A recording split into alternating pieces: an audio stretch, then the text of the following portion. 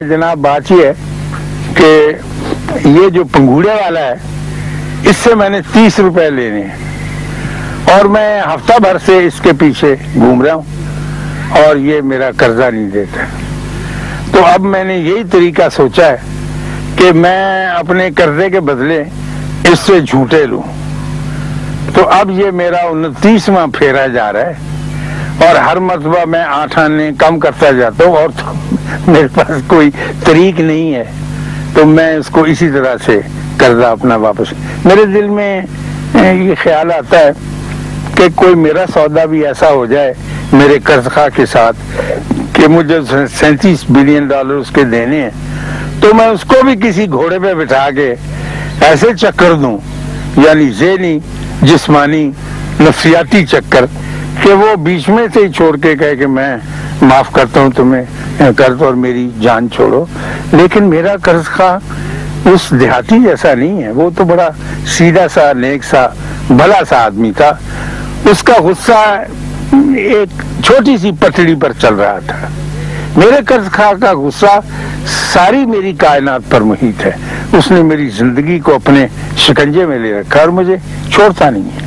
आगा हशर का बड़ा तूती बोलता था, फिल्म वाले उनके पीछे पीछे भागे फिरते थे कि हमें फिल्म के लिए कुछ लिख के दें, लेकिन वो अपनी थिएटर में और थिएटर की जिंदगी में और थिएटर के तस्वुर में इतने महव थे कि वो फिल्म वालों को घास नहीं डालते थे। और मुख्तार बेगम बताती हैं कि बड़े खुशपोश थे और उनको कपड़े सिलवाने का और पहनने का बड़ा शौक था। बॉम्बे का एक बड़ा मारूफ दर्जी था, तो उन्होंने अपने सूट सिलने के लिए उसे दिया और उससे कहा कि आप मुझे एक डेट बता दें जब मैं आकर अपना ट्राई दे जाऊं, और फिर अगली बता दें जब मैं आपसे सूट दूं। दर्जी ने कहा जी बहुत खूब। उन्होंने कोई डेट बता दी होगी और आगा साहब उसी डेट पे चले गए। तो उसने कहा जी मैंने अभी तक कटिंग नहीं की, मैं देख रहा हूँ, मैं जरा गौर कर रहा हूँ। तो बहुत नाराज हुए और आ गए वापस। उसके बाद उसने सिलाई शुरू की या नहीं शुरू की, और इतना ये दे दी कि मैं अगले हफ्ते सैटरडे के रोज आपको आपका सूट तैयार करके दूंगा। तो आगा साहब गए तो सूट तैयार नहीं था। उसने कहा कि सर आप संडे को आ जाए, मैं संडे को दुकान खोल लूंगा इस गर्ज के लिए। वो संडे को गए तो संडे को भी तैयार नहीं था। तो वो आते रहे और जाते रहे। आखिर एक रोज जब उन्होंने जाना छोड़ दिया आगा हशर ने उसकी दुकान पर टेलर मास्टर की, तो वो खुद सी के और पैक करके ले आया और उनसे कहा कि पैसे तुम्हारे पहुंच जाएंगे। तो अब ये फिर रिश्ता शुरू हो गया मकरूज का और कर्जखा का। तो आया एक हफ्ते के बाद कि जनाब मेरा बिल है। कहने लगे कोई आप फिक्र न करें, आपका बिल जो है वो आपको मिल जाएगा। अब आगा साहब को इस बात का गुस्सा था कि उसने मेरा इतना कीमती वक्त ज़ाया किया है और मैं उसे छूटते ही किस तरह से पेमेंट कर दूं। तो 2 3 4 5 चक्कर लगाए उसने। आखिर वो उस जमाने के एक्टर सादिक को मुख्तार बेगम बताती हैं कि वो बेचारा रोनक्खा हो गया और कहने लगा कि आगा साहब आप ऐसे करें, मुझे एक आखिरी वक्त बता दें, मैं आपको दरमियान में तंग नहीं करूंगा, तो मैं उस वक्त आकर अपना आप अपनी तरफ से। तो आगा साहब ने कहा आप ऐसे करें, हर जुमेरात सुबह 10 बजे आ जाया करें, मेरी तरफ से यही वक्त मुकर्रर है। तो वो बेचारा रोता पीटता चला गया। तो मैं ये बार बार मेरा मकसद ये बताने से है कि खाली मकरूज पर ही बोझ नहीं पड़ता, कर्जखा भी इस जाल में इसी तरह से फंसा हुआ होता है। और जिन लोगों का इलाज नहीं हो पाता, डॉक्टर ने कहा, मुझे बीच में वो इनकी बातें याद आ रही हैं, बड़ा डिप्रेस था आदमी, रोता था, रात को जागता था, चीखें मारता था। तो वो डॉक्टर के पास आया और एक और आदमी भी जो उस आदमी को शायद जानता था क्लिनिक में मौजूद। तो डॉक्टर ने कहा कि मुझे असल वजह बयान करें, आपके डिप्रेशन की वजह क्या है, आप क्यों इस कदर परेशान। तो उसने बताया कि मेरे सर के ऊपर 1 लाख रुपया कर्ज है जो मुझे अदा करना मैं कर नहीं सकता। रात को मैं जागता रहता हूँ और दिन को मैं इस ख्याल में, इस उधेड़-बुन में मसरूफ रहता हूँ, कुछ हो नहीं पाता। तो डॉक्टर ने कहा देखिए ये कर्ज जो है ना, ये कागज के एक टुकड़े पर ही लिखा हुआ है, उसको अमीर न दें, दफा करें, कागज के उस टुकड़े को फाड़ दें और आप इससे निकल जाएं। اس نے کہا ڈاکٹر صاحب یہ تو بڑی مہربانی ہے, اب چلا گیا. تو وہ شخص جو اسے جانتا تھا اور اسے پہچانتا تھا, اس نے کہا ڈاکٹر صاحب یہ بیچارہ بہت پریشان ہے اور ہمارے محلے کے قریب ہی رہتا ہے, تو اس کی پریشانی جو آپ نے کہنے کہ ہاں بالکل اب اس کی پریشانی دور ہوگی, اب انشاءاللہ یہ نہیں ہوگا. اس نے کہا آپ نے کیا کہا اسے؟ انہوں نے کہا جی میں نے اسے یہ کہا ہے کہ وہ کاغذ کا ایک ٹکڑا ہی ہے جس کے اوپر 1 لاکھ روپے کا آپ نے معاوضہ لکھا ہوا ہے, تو دفع کرے اسے پھاڑ دیں اور اس سے نکلے, پھر دیکھی جائے گا. تو وہ آدمی یہ سن کر رونے لگا دوسرا.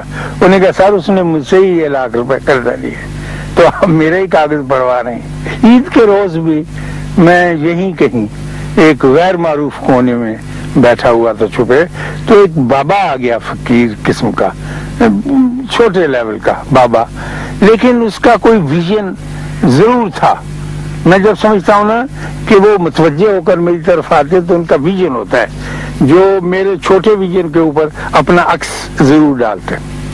تو وہ پرانی وضع کا نیم فقیر, نیم بابا, نیم صوفی گانا گاتا ہوا جو ہم بچوں میں سنا کرتا, اللہ سمد دا مسافر ولی خیر دا دروازہ کھلے رحم دی گلی کھلے رحم دی, ایسے آگے وہ کھڑا ہو گیا. میرے پاس 5 روپے کا ایک نوٹ تھا, میرے بچوں نے دیا تھے کہ ابو اس سے کم نہ دینا, آج کل فقیر بہت ناراض ہوتے ہیں اگر 5 سے کم دے, تو میں نے اسے دیا. اس نے خوش ہو کے لے لیا مجھ سے, کہنے لگا کہ تو بڑا پریشان سا ہے کچھ اور اکیلا بیٹھا ہوا, کیا بات ہے؟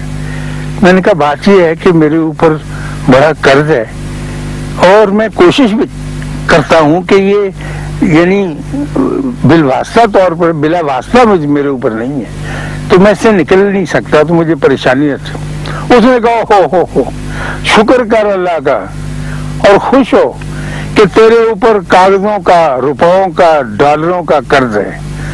اللہ کے سامنے سجدہ ریز ہو اور ہر وقت جھک کے رہا کر کہ تیرے اوپر انسانوں کا قرض نہیں ہے, تم نے کسی کو انسان نہیں لوٹانے. میں نے کہا بابا میں تیری بات نہیں سمجھا. کہنے لگا تو نے کوئی قتل نہیں کیا, کسی انسان کی جان نہیں لی ہے. اگر خدا نہ خواستہ تیرے اوپر جانوں کا بوجھ ہوتا تو کیسے لوٹاتا؟ اور اللہ کا شکر کرے تیرے ملک والے بھی کہ ان کے اوپر جانوں کا بوجھ نہیں ہے, کیونکہ اللہ جیسے فرماتا ہے اس نے کہا قرآن میں کہ اگر تم نے ایک شخص کو ناحق قتل کیا تو گویا تم نے ساری کائنات کو قتل کر دیا, تو تمہارے اوپر یہ بوجھ تو نہیں. میں نے کہا نہیں الحمدللہ یہ تو نہیں. کہ الگ اپنے پڑوسیوں کو دیکھو, 73,000 کشمیریوں کے قتل کا بوجھ ان کی گردن پر ہے, وہ کیسے لوٹائیں گے؟ کتنی بھی کوشش کر لیں, جدھر بھی مرضی بھاگ لیں, وہ 73,000 جو ہے جن کے وہ مقروض ہیں وہ آدمی تو لوٹا نہیں سکتے. تمہارا تو پیسوں کا قرض ہے, کسی نہ کسی صورت میں لوٹایا جا سکے گا. پھر ان کو دیکھو 1,15,000 سکھوں کو بلو سٹار کے پروسیس میں قتل کیا. وہ ان سکھوں کو, ان کی ماؤں کو, ان کی بہنوں کو کس طرح لوٹا سکیں گے؟ جتنا مرضی زور لگا لیں, جو بھی کچھ کر لیں, جہاں بھی بھاگ لیں, یہ قرض نہیں لوٹا سکیں گے.